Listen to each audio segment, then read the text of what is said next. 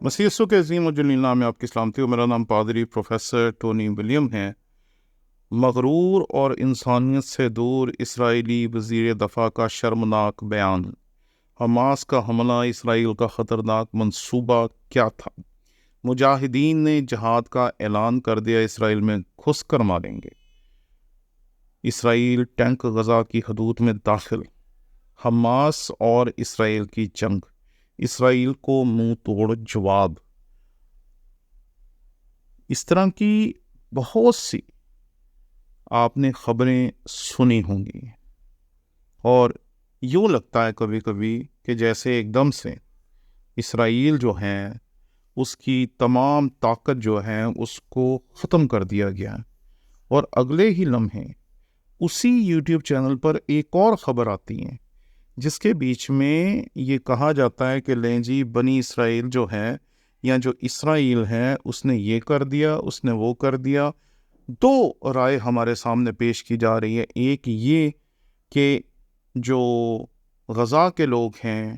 ان کا حال بہت برا ہے، اور پھر اچانک ہی اسی یوٹیوب چینل پر ایک اور ویڈیو آتی ہے جس میں کہا جاتا ہے کہ اسرائیل کا ستیہ ناش ہو گیا، اس کے اڈے تباہ ہو گئے، اس کے لوگوں کو مار دیا گیا، یہودی پھنس گئے، اسرائیل کو سرپرائز مل گیا، یہ ہو گیا وہ ہو گیا۔ یہ سب چل گیا رہا۔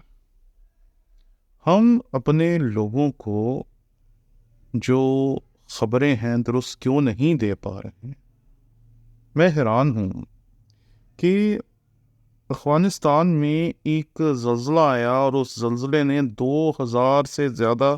لوگ جو تھے انہیں صفائے ہستی سے مٹا دیا، لیکن کوئی ان کی بات نہیں کر رہا، کیونکہ اس وقت کوئی ان کی بات سننے کے لیے تیار نہیں۔ اگر آپ یہ بات کریں گے کہ ہم سب حالات حاضرہ کی بات کر رہے ہیں تو یہ درست بھی ہے، لیکن اگر آپ ان ویب سائٹس کو دیکھیں گے جو کچھ سچ بولتی ہیں، مثلا آپ جب الجزیرہ کو دیکھیں گے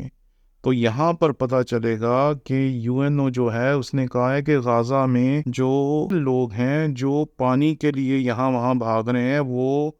اس وقت محفوظ نہیں ہیں۔ اور اگر آپ رائٹرز کو دیکھیں گے تو رائٹرز بتاتی ہیں کہ جو لوگ ہیں انہیں واضح طور پر کہہ دیا گیا ہے کہ وہ نکلیں، اور وہاں آپ کو بہت ساری ایسی تصاویر ملیں گی کہ لوگ وہاں سے جانے کی کوشش کر رہے ہیں، غزہ سے نکلنے کی کوشش کر رہے ہیں۔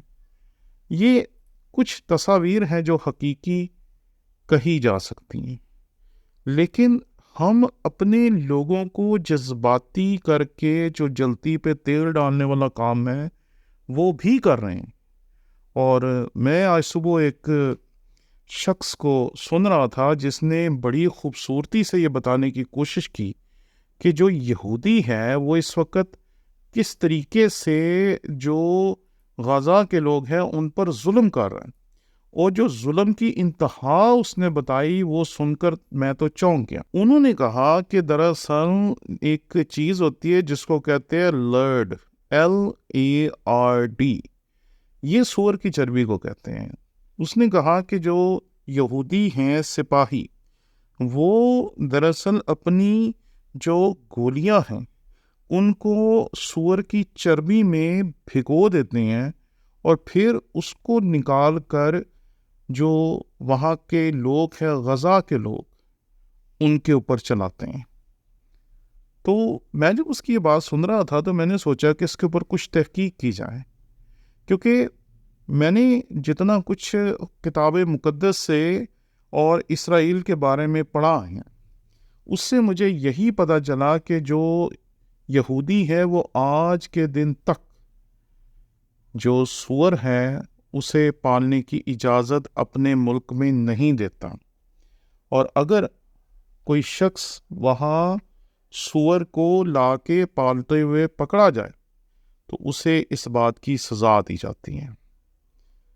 لیکن جب یہ بات کی گئی کہ یہودی دراصل اپنی گولیوں کو سور کی چربی میں بھگو کے رکھتے ہیں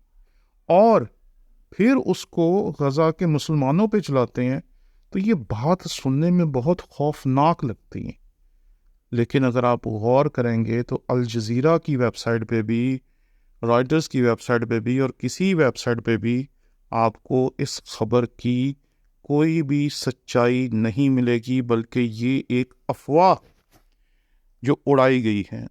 اگر آپ الجزیرہ کی ویب سائٹ پہ دیکھیں گے تو یہاں پر آپ کو ایک ہی خبر ملے گی اس بارے میں، اور وہ خبر آپ کو ملے گی 28 فروری 2022 کی،